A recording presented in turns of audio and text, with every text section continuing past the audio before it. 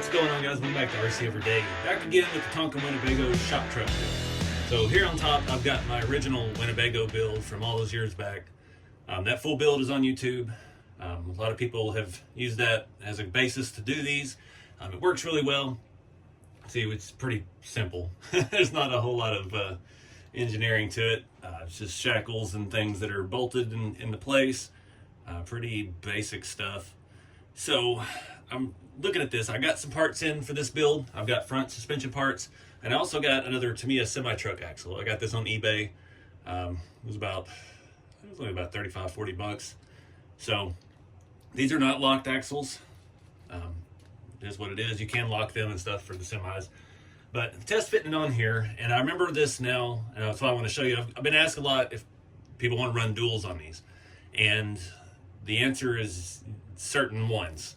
So this is the stock Tamiya 1/14 scale semi wheels and tires. These are 1/7s, the stock tires that come on all the Grand Hauler, Night Hauler, King Hauler, Actros, all the European trucks as well. Those wheels have a little bit different offset. So I've got some of these old RC4 drive ones here. These are 155s, and they will not. They stick out about that far. I remember when I built this truck, I tried the two-hole wheels, the ones that are on the semi up there and old number 2, and they have a little bit different offset as well. I was having an issue with those actually sitting in too far, I think.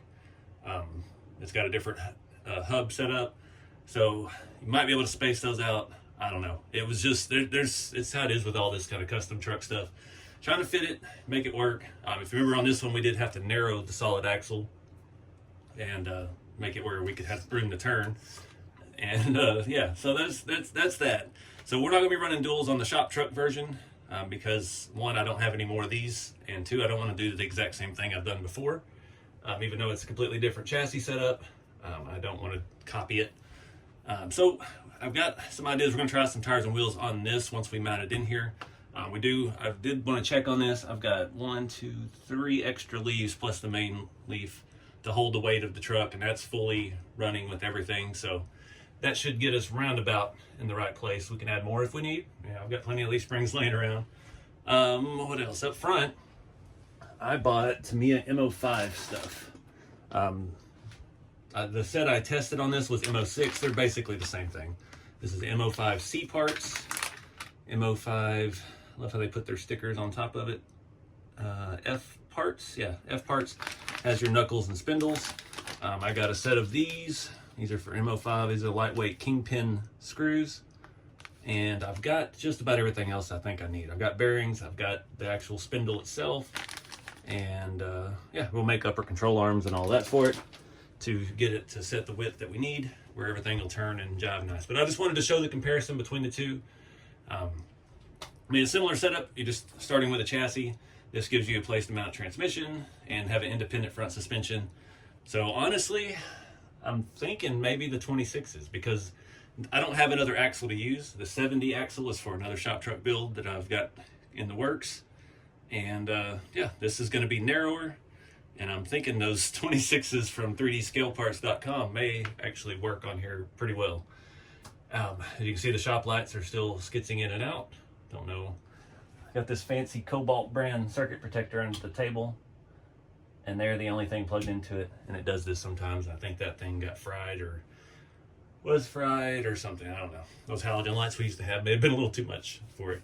But anyway, let's get to work. I'm gonna start, I guess we'll start out back. We'll get some leaf springs, start stiffening this thing up, get that axle in there, and then we'll move on to the front.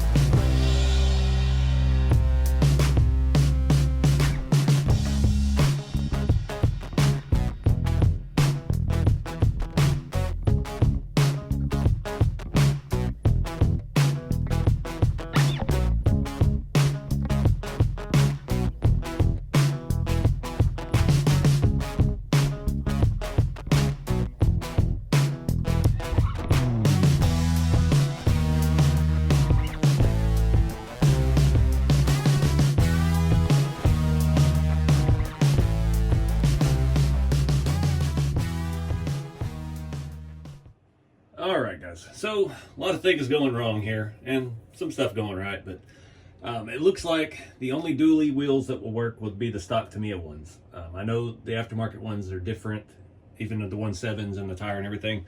These just have too much offset. These were made for crawlers, and yeah, they're not going to fit underneath here. I had to cut more out of the back all the way to the lip to get these 26s under here. Again, these are the 3dscaleparts.com wheels. So these are all resin printed, custom made tires. Had to do a lot of stuff up front. We still don't have full range of turning with this big giant wheel. I like the ride height though that we're at. Let me show you underneath what I've got going on up here. I do have a shock on this side. Had to do some weird stuff. So we're getting in the way of our engine bay. I had to move the independent front suspension mount inside the rail. Got this side all set up. See it without going down, we have perfect clearance. As it travels down, we don't have perfect clearance. These wheels are just, I'm guessing, use those chrome pins painted, so we don't want to scratch that all up. We could cut this lip out of the inside a little more, make some more room. I'm not dead set on using these tires and wheels, so it's going to be like it was on the Blazer with those Boom Racing wheels. We're going to be fighting with offset for quite a bit, trying to make things tuck in the way we need them. These wheels do not have ideal offset for what we're trying to do. That being said, I had to make, typically I make my own upper links. This I actually had to cut down quite a bit. I'm gonna have to pull that one back out and measure it. I took 2 basic rod ends and I cut probably 6mm off of both of them to get a short enough link to match up and get everything parallel with our MO5 arm. You can see I've got a spacer, that's a 6mm spacer in here. Moving that back, I did move the mount back 1 hole from where we started. It lines up nicely in the wheel well. Everything out back is jiving good. Again, the offset on those wheels is just terrible. These have, the hex is, I'm gonna pull this one off. The hex is almost at the back of the wheel. So not ideal, but that's how you get that deep lip on them. So that being said, I don't know what tire and wheel. I was trying the duals out. The dual does tuck it in more because the way that they are. But this is still on the outside of the chassis. This one's on the inside. So I'm pretty sure if we move this side in now, the dual will clear just fine. But they won't fit on the back. So I've got to dig through some tires and wheels and figure out what I want to actually do on this. I've got to go through this other side and make my upper link match and get the spacing and get the mount moved and all of that. It does make it a little easier. These mounts do mount from the inside out, so moving it in makes it where you can just mount it straight through the outside, and it's easier to get in and out and adjust if you need to move it forward and reverse. But that's, like I said, lining up perfect. We've got that one on the inside, starting in the second hole, and a 6mm spacer all at the back of the control arm. And that's, again, another way to fine-tune these. If you put it in there, you could move that to the front if you've mounted this too far back, and you could adjust it that way. You just have to play with your spacing on your upper link. I did have to put looks like a 3mm spacer in that end of the arm up here, just so it clears the mount and all that stuff. And yeah, looks like the angle of our, whatever you call these things, our spindle here, puts our steering link pretty much level with the frame, so we could run a bar across pretty easily. We could also go on the other side if we wanted to, and make that work on the top or the bottom. Probably honestly do it on the top side and make the servo horn go through that direction, so that way we're not catching it on anything. Because I know with my other Winnebago, I've driven it off-road more than I have on-road, and it's just drags the bumpers and all of that, so we don't want our steering hanging down in the way. So I got to do the other side, and I'll get you an exact measurement of that control arm so we know MO6, MO5, what we actually need. None of the factory parts that come on the parts tree would work. You could cut down and make one of the factory upper links work, and there's one that has holes that are pretty close in the same spot, but when you go with that route, you don't have any adjustability side to side like this. That one, we've got it pretty parallel, but like I said, I had to put a spacer in there. And 2, it requires you to use those shoulder screws. I think I've got some sitting over here somewhere, like the factory stuff. I can show you a whole arm here if I can find a screw. use the shoulder screw on one side. It's got that smooth piece. So that doesn't allow it any side-to-side movement this way. So then you may not have those screws. If you just did like me and bought the parts tree, you probably don't have any of that hardware. And one other thing I forgot to mention earlier, the Tamiya axle, these don't thread into it, so I had to use some really long bolts and some M3 lock nuts on the back side. Got a fair amount of travel, good enough for an on-road car. Like I said, I was really happy with the stance of it, and I took time and cut all those out. It's not the cleanest looking job, but this layer and this layer are glued there as well, so there was some fighting with that going on. Tried to use the big grinder to save time, but I ended up using the Dremel for most of it. It's messy and burning through cutoff wheels, but a little more precise, and made it a nicer looking cut, even though it still looks kind of rough. But you're not going to see that, and unless you want to strip this thing down and strip the paint, sand the rust off, and go all that route with yours, then you could come back and clean that up a little bit better once you disassemble it for paint. I don't know how far I'm going to take this thing. I'm just kind of doing this as a proof of concept to get the chassis mounted to it and rolling and functioning, so I can have a link to give you if you want to do this and make your own the same way. So anyways, I'm gonna get back to the work on the front and get this thing rolling on all fours of some sort.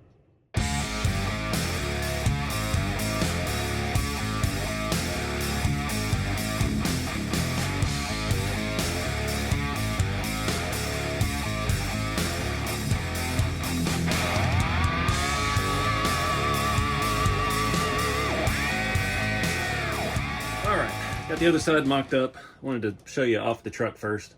So, the upper length is 19 millimeters center on center. That seems to be pretty dang close. We can always fine tune it. I didn't pull the other side off to measure. I just tried to measure off of it on the truck, and it's hard to tell because that's a curved piece. So, looks pretty good. That's how the suspension is going to function. I did not need a washer on this because one of the rod ends I had has a offset thing on it. I didn't have four alike. I'm running out of parts to build with here. So anyways, I'm going to take this back apart, put this around the chassis rail from the inside, screw it from the outside, and yeah, figure out what tires and wheels. All right, I got everything buttoned up. Got the tires and wheels on for now. Not going to worry about other tires and wheels at the moment. So up front, that was about 19 millimeters. I had to cut that one down a little bit more, had a little bit of positive camber. So it is what it is. I'm using some 60 millimeter, like generic shocks from Amazon. I believe there's a link to those in my Amazon store in the video description. Pretty cheap. I bought a handful of sets of them to use for rat rods and things, and here we are. A 50 would work as well. Moving the mounts inside of the rail did limit, we couldn't go to the highest shock mount. So we are limited on our up travel right now because of shock position. Not much we could do with the narrow arms. You only have one shock mount, and it's an elevated location. Now you could, I suppose, flip the arms the other way, and then your mount would be on the bottom of the housing, but you would have to space it away far enough to clear your spot right there. But it is an option if you wanted to use some 70s or 80s or something you had laying around.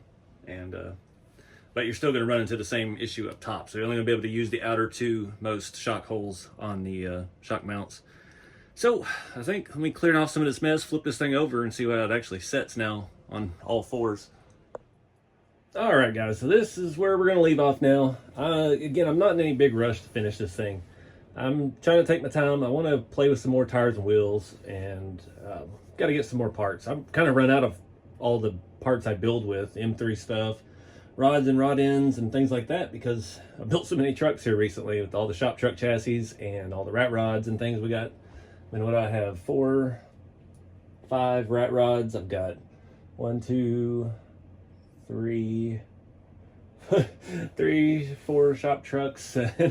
Yeah, I've exhausted my supplies of everything, especially all my on-road tire and wheel combos. So yeah, not in any hurry to finish this, just wanting to get the basics done, get it on my chassis, so you guys have a basis to start with if you're looking to do this with yours. It's definitely a neater option. The other one works fantastic, nothing wrong with doing it that way. It's just a little less refined, having actual chassis rails and stuff. It just looks more like a real truck. But anyways, that's where we're going to end it off. I appreciate y'all watching, and check out rceveryday.com if you're interested in these chassis kits, and keep it scale. We'll see you in the next one.